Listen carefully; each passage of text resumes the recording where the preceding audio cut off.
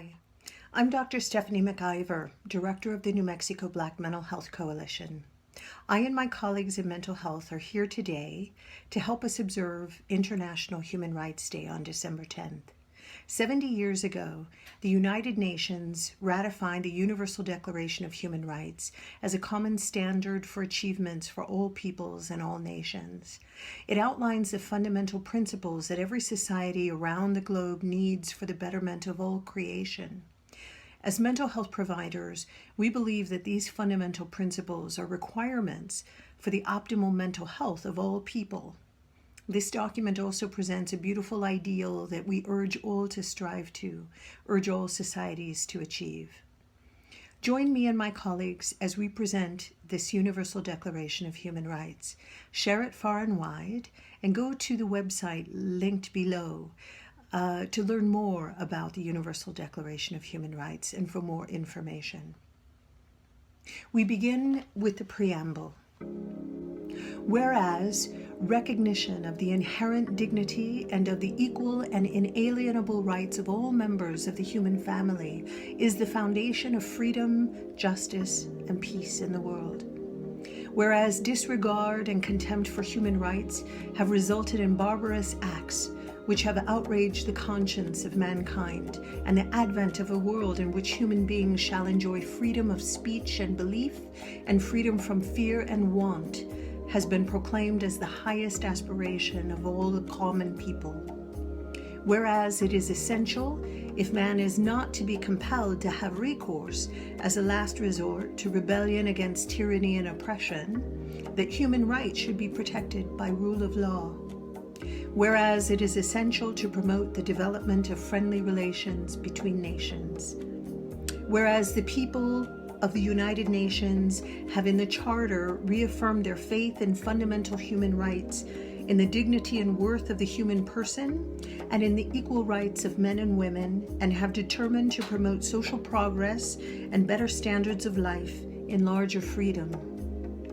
Whereas member states have pledged themselves to achieve, in cooperation with the United Nations, the promotion of universal respect for and observance of human rights and fundamental freedoms. Whereas a common understanding of these rights and freedoms is of the greatest importance for the full realization of this pledge.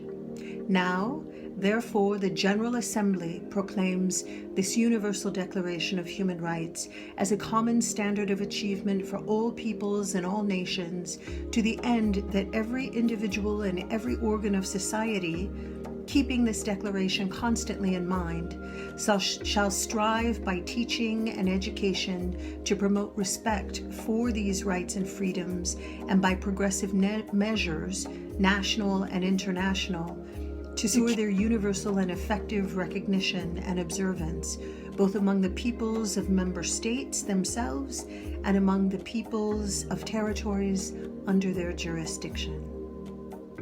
All human beings are born free and equal in dignity and rights.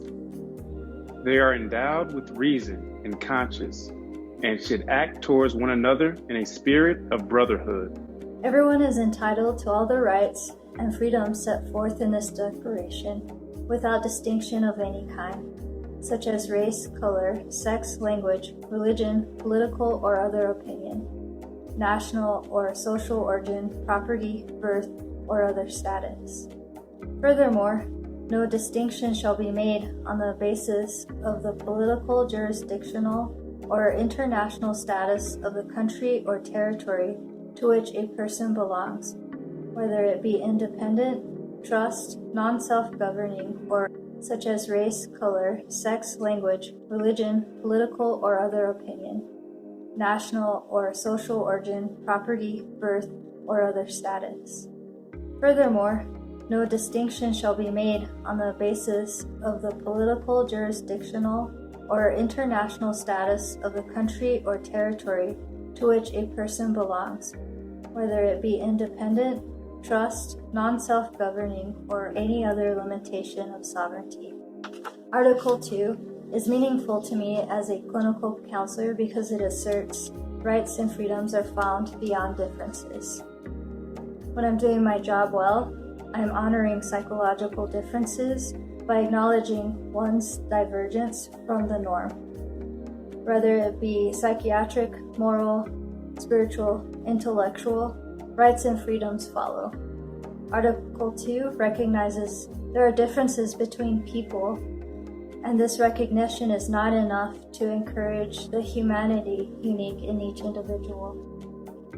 Olá, o meu nome é Priscila, eu trabalho para a Associação Nacional Latina de Saúde Mental e Abuso de Substâncias, ANALBA, sua sigla em inglês. Trabalho para o Centro Nacional Hispânico-Latino de Treinamento e Assistência Técnica em Prevenção.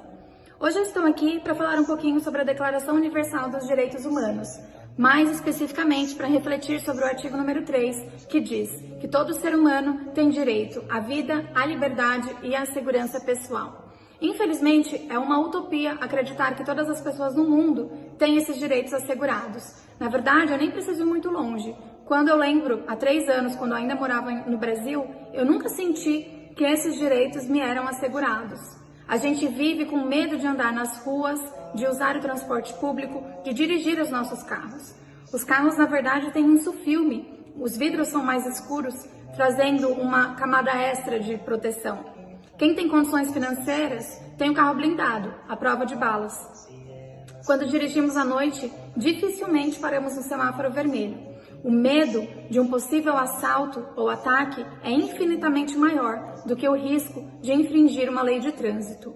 É inegável que viver constantemente lidando com esse estresse tóxico, em estado de vigilância e medo o tempo inteiro, afeta a nossa saúde mental de diferentes formas. Os traumas e experiências acometidos pela falta de garantia de vida, segurança e liberdade podem comprometer a nossa saúde mental. E por isso, é tão importante que todas as pessoas tenham acesso a serviços de prevenção e tratamento nos campos de saúde mental. Hoje, morando nos Estados Unidos, eu percebo que tenho muito mais segurança e, como consequência disso, consigo desfrutar da minha liberdade e da minha vida de uma maneira que eu nunca consegui fazer no meu país. Não é perfeito, ainda enfrento desafios, às vezes discriminada por ser latina, hostilizada por conta do meu inglês, mas certamente tenho uma qualidade de vida superior, sabendo que os meus direitos à vida, liberdade e segurança são mais palpáveis. É importante notar que já avançamos muito e percorremos um longo caminho, porém ainda há muito a se fazer para que esses direitos sejam assegurados a todas as pessoas. Eu sonho com um dia em que os direitos à vida, segurança e liberdade serão garantidos e usufruídos pela minha família e amigos no Brasil, pelas pessoas aqui nos Estados Unidos e a todos os irmãos e irmãs espalhados aí ao redor do mundo.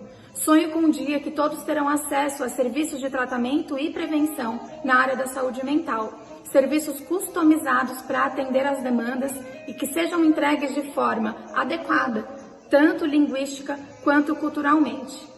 É isso. Sigamos juntos. Muito obrigada. No one shall be held in slavery or servitude. Slavery shall be prohibited in all its forms. No one shall be subjected to torture or to cruel, inhumane, or degrading treatment or punishment. No one. No torture, no cruelty, no inhumanity, no degradation. I live this lifestyle. My no one extends beyond humans. It includes animals and insects as well. I have adopted a lifestyle that excludes me buying, eating, or partaking in any instances where animal products or animal byproducts are used. As a vegan, speciesism is something that is within my self-awareness. I challenge you as well to subject no one to torture, cruelty, inhumanity, nor degradation. Let's all pledge to improve and be better versions of ourselves each day. Thank you. Everyone has the right to recognition everywhere as a person before the law. All are equal before the law, and are entitled without any discrimination to equal protection of the law. All are entitled to equal protection against any discrimination in violation of this declaration and against any incitement to such discrimination. I am not a criminal. I am not lazy. I am not a threat. However, that's what society sees when they look at the color of my skin. Despite earning a PhD and experiencing early career success, as an African American male, I've had countless experiences of discrimination and inequality based on my appearance. At the age of 16, I was pulled over for the first time by the police due to driving 3 miles over the speed limit. I remember like it was yesterday. A white police officer pulled me over, came to my vehicle, put his hands on his weapon, and interrogated me for about 10 minutes. That's when my mom and I had our first talk about being black and interacting with the police. She said to me, "Ryan, you are a black male in a white world. They will kill you because you look like a threat. Your skin color is a weapon that creates fear." Throughout my life, I've been pulled over countless times for no apparent reason. I've been slammed on the pavement by law enforcement with no explanation and looked at as less than when interacting in predominantly white environments. Did you know that black people are 3 times more likely to be killed by the police than their white counterparts and are more likely to be given more harsher sentences during legal proceedings? As one of my favorite quotes go, "Silence is compliance and only enhances and encourages injustice in the world." I will no longer be silent to the injustices that occur for those who are historically marginalized. We all have rights. We all have a voice that we can use to make a difference and promote more equality and less discrimination in this world. So I urge you all to speak up, to tell your story, and to be heard. Everyone has the right to an effective remedy by the competent national tribunals for acts violating the fundamental rights granted him by the Constitution or by law. No one shall be subjected to arbitrary arrest, detention, or exile. Everyone is entitled in full equality to a fair and public hearing by an independent and impartial tribunal, and the determination of his rights and obligations and of any criminal charge against him. Everyone charged with a penal offense has the right to be presumed innocent until proved guilty according to law in a public trial at which he has had all the guarantees necessary for his defense. No one shall be held guilty of any penal offense on account of any act or omission which did not constitute a penal offense under national or international law at the time when it was committed, nor shall a heavier penalty be imposed than the one that was applicable at the time the penal offense was committed. No one shall be subjected to arbitrary interference with his privacy, family, home, or correspondence, nor to attacks upon his honor and reputation. Everyone has a right to the protection of the law against such interference or attacks. Everyone has the right to freedom of movement and residence within the borders of each state. Everyone has the right to leave any country, including his own, and to return to his country. Everyone has the right to seek and to enjoy in other countries asylum from persecution. This right may not be invoked in the case of prosecutions genuinely arising from non-political crimes or from acts contrary to the purposes and principles of the United Nations. I think that both parts of this article tie directly into mental and behavioral health. When somebody chooses to leave or to flee the country where they were born, where they know the language, they know the culture, they may or may not have some level of support, that decision is not taken lightly. It usually takes quite a bit to get to another country, and people often do it without very much money or very much support once they reach our country. I think that if we all work together in order to provide opportunities for positive, long-lasting mental and behavioral health outcomes, it will behoove the entire community.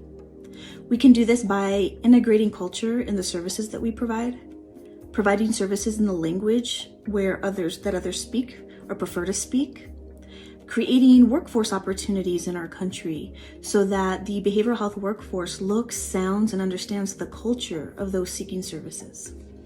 I am so proud and honored to be part of a behavioral health community that provides training, technical assistance, consultation, and really just positive behavioral health outcomes for our diverse communities. Thank you for all that you do for our communities, and I look forward to creating more positive, lasting change. Everyone has the right to a nationality. It says that no one shall be arbitrarily deprived of their nationality, nor denied the right to change their nationality. To me, this affirms that I have a home, I have an identity, I have a sense of place, and that anyone trying to tell me that I am alone and uninvested in is a lie. Men and women of full age without any limitation due to race, nationality, or religion have the right to marry and to found a family. They are entitled to equal rights as to marriage, during marriage, and at its dissolution. Marriage shall be entered into only with the free and full consent of the intending spouses. The family is the natural and fundamental group unit of society and is entitled to protection by the society and the state. Everyone has the right to own property alone, as well as in association with others. No one shall be arbitrarily deprived of his property. Everyone has the right to freedom of thought, conscience, and religion.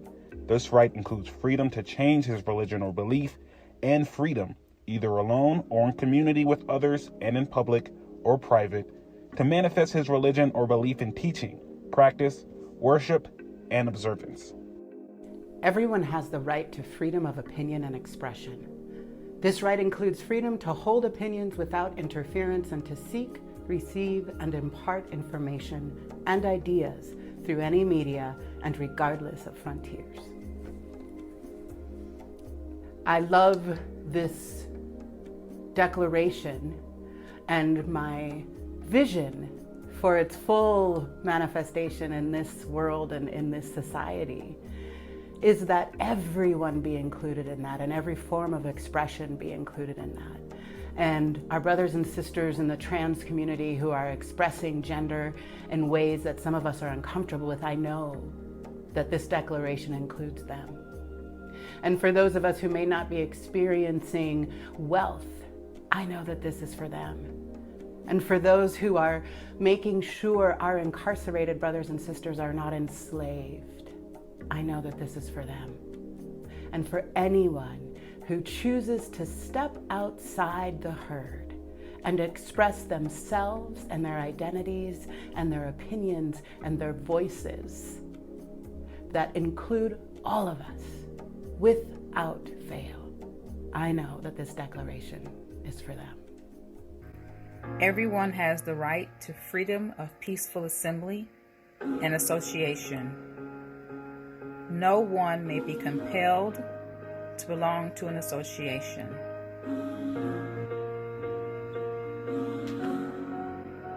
Everyone has the right to take part in the government of his country, directly or through freely chosen representatives. Everyone has the right of equal access to public service in his country. The will of the people shall be the basis of the authority of government. This will shall be expressed in periodic and genuine elections, which shall be by universal and equal suffrage, and shall be held by secret vote or by equivalent free voting procedures.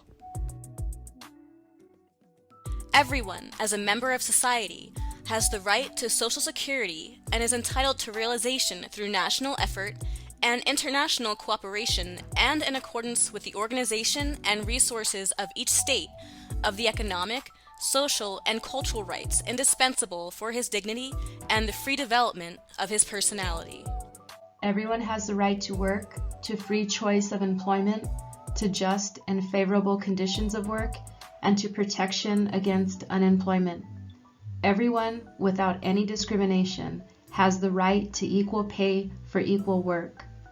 Everyone who works has the right to just and favorable remuneration, ensuring for himself and his family an existence worthy of human dignity and supplemented, if necessary, by other means of social protection. Everyone has the right to form and to join trade unions for the protection of his interests. Everyone has the right to rest and leisure, including reasonable limitation of working hours and periodic holidays with pay. Everyone has the right to a standard of living adequate for the health and well-being of himself and of his family, including food, clothing, housing, and medical care, and necessary social services, and the right to security in the event of unemployment, sickness, disability, widowhood, old age, or other lack of livelihood in circumstances beyond his control. Motherhood and childhood are entitled to special care and assistance. All children, whether born in or out of wedlock, shall enjoy the same social protection. Everyone has the right to education. Education shall be free, at least in the elementary and fundamental stages. Elementary education shall be compulsory. Technical and professional education shall be made generally available, and higher education shall be equally accessible to all on the basis of merit. Education shall be directed to the full development of the human personality and to the strengthening of respect for human rights and fundamental freedoms. It shall promote understanding, tolerance, and friendship among all nations, racial or religious groups. It shall further the activities of the United Nations for the maintenance of peace. Parents have a prior right to choose the kind of education that shall be given to their children. Everyone has the right to freely participate in the cultural life of the community, to enjoy the arts, and to share in scientific advancement and its benefits. Everyone has the right to protection of the moral and material interests resulting from any scientific, literary, or artistic production of which he is the author. Mental health services in our nation are health services, and every human being deserves equitable access to care and equality of life.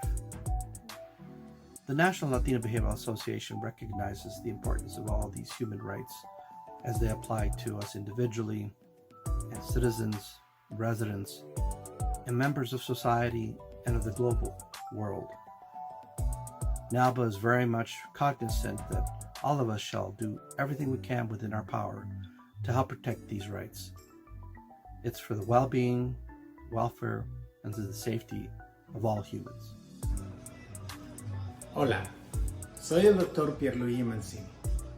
El artículo 28 de la Declaración Universal de Derechos Humanos afirma: toda persona tiene derecho a que se establezca un orden social e internacional en el que los derechos y libertades proclamados en esta declaración se hagan plenamente efectivos. En otras palabras, todos tenemos derecho a un mundo libre y justo. Cuando estos derechos se aplican a la salud mental, podemos interpretarlos de esta manera. Todos tenemos derecho a servicios de salud mental y adicciones, los cuales nos pueden ayudar a recuperar de estas enfermedades. Y como resultado, entonces, también podríamos participar completamente en un mundo libre y justo. La manera que entendemos, explicamos y tratamos las enfermedades de salud mental y adicción por todo el mundo varía dependiendo en el país en que estemos. Y aunque los servicios existan, el acceso a esos servicios pueden tener muchas barreras, las cuales no dejan que las personas que necesitan ayuda la puedan encontrar. No importa si se encuentra en países ricos o pobres, la diferencia en acceso a tratamiento de salud mental y adicciones puede ser difícil en ambos. Algunas de estas barreras incluyen la falta de personal profesional capacitado, acceso a servicios en el idioma principal del individuo, transporte, cuidado de niños mientras se recibe el tratamiento y una de las barreras más grandes, el costo de los servicios y las medicinas que pueden ser recetadas. Ahora, todo esto puede ser corregido si las naciones trabajan juntas para asegurar que todos sus ciudadanos tengan las herramientas necesarias para cuidar su salud mental. Que todos puedan acceder a servicios de consejería, psicología, psiquiatría, enfermería, medicamentos y, cuando sea necesario, hospitalización para poder cuidar y mantener su salud mental. Yo he dedicado más de 20 de los 35 años que estoy en este campo a cuidar el bienestar de la familia latina y de refugiados y otros inmigrantes. He visto lo que se puede lograr cuando trabajamos juntos. He visto cómo la persona y su familia se pueden recuperar y pueden vivir una vida saludable, útil y llena de alegría. Trabajemos juntos para que todos los países aseguren la salud mental de todos sus ciudadanos y que esa esté protegida. Gracias. Everyone has duties to the community in which alone the free and full development of his personality is possible. In the exercise of his rights and freedoms, everyone shall be subject only to such limitations as are determined by law, solely for the purpose of securing due recognition and respect for the rights and freedoms of others, and of meeting the just requirements of morality, public order, and the general welfare in a democratic society. These rights and freedoms may in no case be exercised contrary to the purposes and principles of the United Nations. This is a beautiful article and an aspirational one for us in this country. We have so much to learn from this, one that actually allows us to be our full selves in society.